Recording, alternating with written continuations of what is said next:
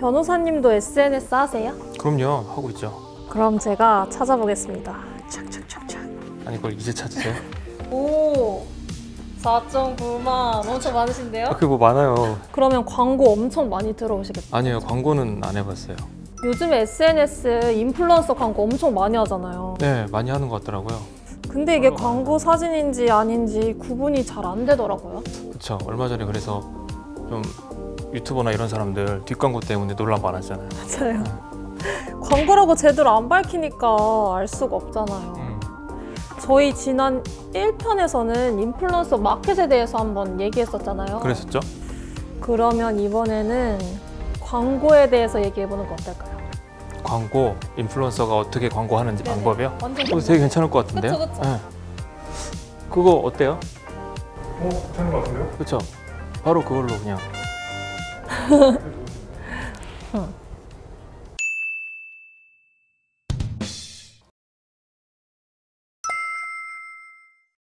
안녕하세요. 공정남녀 집순이 박지윤입니다. 네, 안녕하세요. 공정남녀 변호사 장천입니다.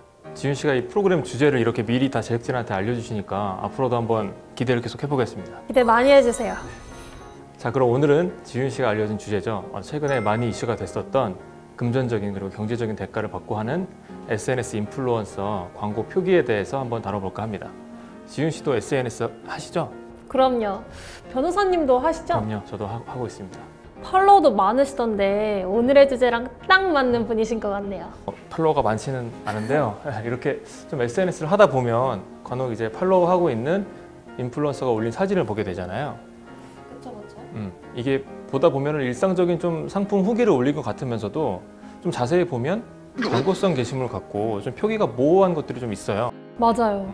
저도 왠지 광고성 게시물인 것 같은데 제대로 표시가 안 되어 있어서 헷갈린 적이 많았거든요. 그래서 공정위에서는 9월 1일부터 올해 9월 1일부터 이러한 SNS상의 광고 표기에 대해서 추천, 보증 등에 관한 표시 광고 심사 지침 개정안을 시행해 왔어요.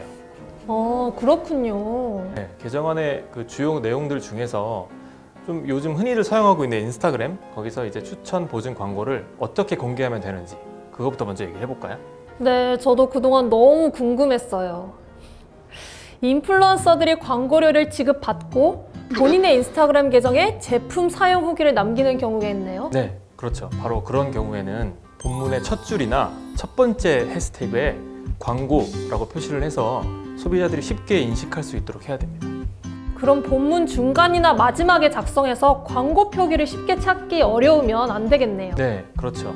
그리고 이런 분들도 있어요. 댓글에다가 좀 작성을 해둔다거나 또 길게 작성을 해서 이제 더보기를 눌러야만 확인할 수 있도록 해서도 안 됩니다. 이제 좀 명확하게 알겠네요. 그 밖에도 이제 영어로 advertisement 또는 AD 또는 thanks to, collaboration 이런 좀 모호한 표기들이 있잖아요. 외국어로 표기해서 광고인지 협찬인지 좀 모호하게 표현하는 경우들이 꽤 많아요. 게시물의 내용과 동일한 언어로 표시가 되어야 돼요. 그렇구나. 여러분들 이 점 꼭 기억하세요.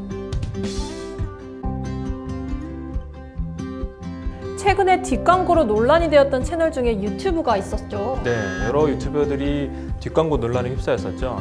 사실 유튜브는 동영상 콘텐츠가 대부분이다 보니까 상품이나 브랜드가 영상에 노출되는 경우들이 있거든요. 그렇죠. 그런 경우에도 경제적인 대가가 없으면 큰 문제가 되진 않아요. 하지만 경제적인 대가를 지급받고 상품을 추천하는 영상을 업로드하게 되면 반드시 시청자들이 쉽게 인식할 수 있도록 반복적으로 표시를 하거나 언급을 해줘야 됩니다. 반복적으로 표시를 해야 하는군요. 네, 광고인걸요. 예를 들면 금전적인 대가를 지급받고 상품을 추천하는 영상을 업로드하게 되면 게시물의 제목에 광고, 땡땡 솔직 리뷰 이런 식으로 입력을 해주시면 됩니다. 그렇군요. 그럼 만약에 상품을 무료로 지급받고 영상의 일부를 상품 후기로 활용하는 경우에는 어떻게 해야 할까요? 그런 경우에는 상품 후기의 시작 부분과 끝 부분에 협찬 받음이라는 자막을 삽입하고 5분마다 반복적으로 표시해 주면 됩니다. 그렇군요. 그럼 간혹 유명인이 의도적으로 영상에 상품이나 브랜드를 노출해서 추천이나 보증을 하는 경우는 어떻게 해야 될까요? 그런 경우에는 동영상의 시작 부분과 끝 부분에 협찬 광고 포함 이런 문구를 삽입하면 돼요. 이제 어느 정도 이해가 되셨죠? 네. 예를 들어가면서 하니까 머리에 쏙쏙 들어오네요. 쏙쏙 들어가네요. 그럼 지윤 씨가 얼마나 이해를 잘했는지 한번 제가 깜짝 퀴즈 한번 내볼까요? 좋아요. 네, 내보겠습니다. 그럼 첫 번째 문제 들어갑니다. 브랜드 모델로 활동 중인 유명인이 자신의 개인 SNS 계정을 통해 해당 브랜드 제품을 대가 없이 홍보하면 광고라고 표시해야 될까요? 이미 브랜드 모델로 활동 중이라면 유명인이 개인 SNS 계정에 브랜드를 홍보하는 건 괜찮지 않아요? 땡! 땡이에요. 이런 경우에도 광고라는 사실이나 광고 모델이라는 사실을 소비자가 알 수 있도록 표시해야 됩니다. 아, 그렇구나.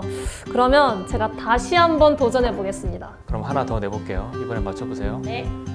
두 번째 문제. 방송사에서 TV 등을 통해 송출한 프로그램에 간접 광고가 포함되어 있는데 이를 좀 다시 편집해서 유튜브 채널에 올리려고 한다면 이 경우에도 경제적 이해관계 있음을 표시해야 할까요? 동영상 내에 간접 광고가 포함되어 있다면 표시를 해야겠죠? 딩동댕. 이번에 정확하게 맞았어요. 방송 콘텐츠를 편집해서 유튜브 같은 방송 이외의 매체에 게재하는 경우에는 추천 보증 심사 지침의 규정을 준수해야 돼요. 다만 유튜브에 게재하려는 동영상 내용 안에 말씀하신 것처럼 이제 간접 광고가 전혀 포함되어 있지 않거나 상품이 노출되지 않을 경우도 있잖아요. 그럴 경우에는 표시할 필요는 없습니다. 오늘은 많은 분들이 궁금해했던 SNS상에서 경제적 대가를 받고 하는 광고에 대해서 어떻게 표시하면 되는지 알아보았는데요. 네, SNS와 같은 새로운 매체가 등장하면서 소비 환경도 많이 변했죠. 이러한 변화에 따라서 광고주와 인플루언서 간의 경제적 이해관계를 소비자들에게 명확하게 공개해서 기만 광고로 인한 소비자 피해를 예방하는 게 중요해졌습니다. 오늘 저희가 다뤄본 내용들 꼭 기억해 두시고 소비자로서의 권익을 지키셨으면 좋겠네요. 그럼 저희는 다음에 조금 더 재미있고 유익한 내용으로 찾아뵐게요. 다음 시간에 만나요. 안녕.